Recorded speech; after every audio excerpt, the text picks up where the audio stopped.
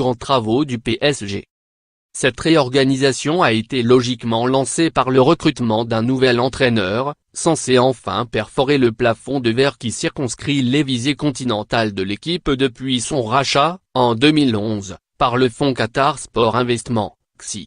Alors que le PSG pourrait remporter le 7e titre de champion de France de son histoire au terme de son duel face à son dauphin monégasque, dimanche 15 avril, l'arrivée de Thomas Tuchel à Paris devrait être officialisée en fin de saison. D'autant que le PSG vise un quadruplé sur la scène nationale et tentera, le 18 avril, sur la pelouse de Cannes, de se qualifier pour la finale de la Coupe de France. L'enrôlement par QSI de l'ex-coach de Mayence, 2009-2014, et du Borussia Dortmund, 2015-2017, interpelle. Selon l'équipe, le nom de Thomas Tuchel aurait été glissé à l'oreille du frère cadet de l'émir par le consul du Qatar en Allemagne. Avec son CV modeste, son maigre palmarès, un titre en Coupe d'Allemagne, en 2017, et son profil d'ancien joueur de deuxième division allemande, Tuchel est aux antipodes des références de la profession, Antonio Conte, Mauricio Pochettino, André Villabois, un temps convoité par les dignitaires de Doha. Les hiérarques de l'émirat avaient d'ailleurs vainement tenté d'attirer dans leur filet son compatriote Joachim Lotrema W, éternel sélectionneur de la Nationalmannschaft, et qui remettra cet été son titre mondial en jeu en Russie.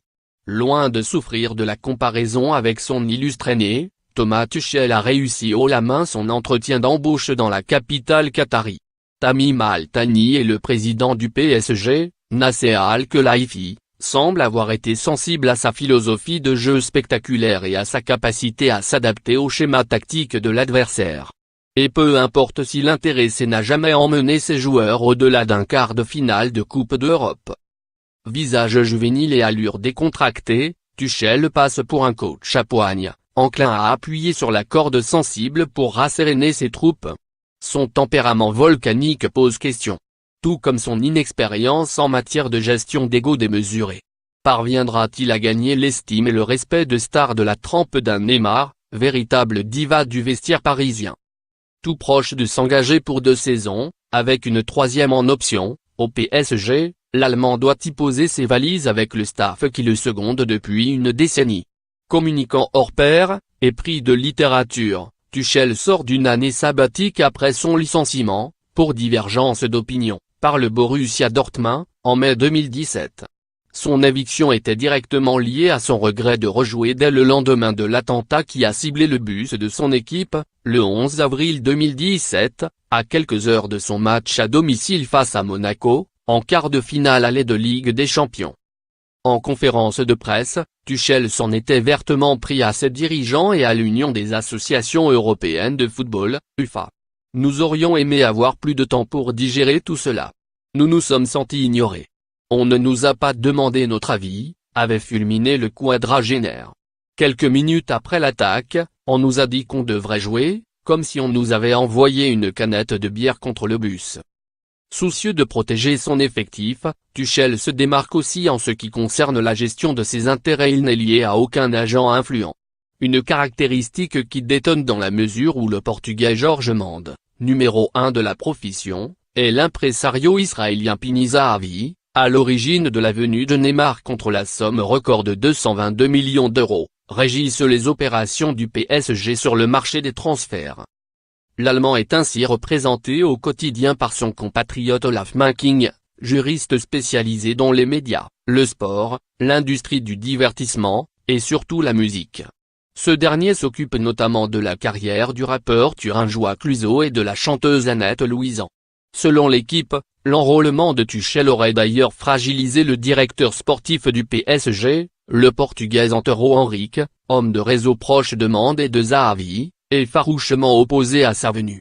Une information qu'une source parisienne, contactée par Le Monde, dément catégoriquement.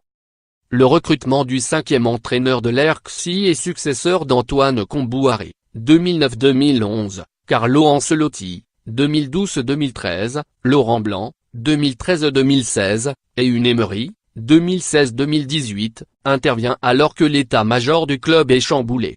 Au début d'avril, 2 nominations ont été annoncées par le club, celle de Michel Bénard, ancien patron du groupe de sécurité de la présidence de la République sous Nicolas Sarkozy, au poste stratégique de directeur de la sécurité du PSG, et de Marc Armstrong, ex-cadre de la NBA, comme directeur du sponsoring. En marge de ces grands travaux, les dirigeants parisiens gardent un œil sur l'enquête diligentée par l'instance de contrôle financier des clubs, ICFC, dans le cadre du fair play financier, FPF, ce mécanisme lancé par l'UEFA et en vertu duquel les équipes européennes ne peuvent dépenser plus qu'elles ne gagnent sous peine de sanctions. L'ICFC a ainsi fait estimer les contrats de sponsoring du PSG par un cabinet indépendant. Il s'avère que ces contrats, passés avec des entreprises qataries, ont été surévalués de manière significative par rapport au prix du marché. Selon nos informations, l'accord scellé avec l'autorité du tourisme du Qatar, QTA, interpelle les experts du FPF. En 2014, le précédent partenariat avec QTA, 200 millions d'euros, avait été décoté de moitié par l'UEFA et le PSG avait été sanctionné. C'est une récidive, confie au Monde une source proche de l'enquête de l'ICFC. Une information que le club dément. Le PSG connaîtra sa sanction éventuelle en juin. Thomas Tuchel sera alors assis sur le banc du PSG. Lire aussi. Football, le PSG ou les limites du soin à domicile.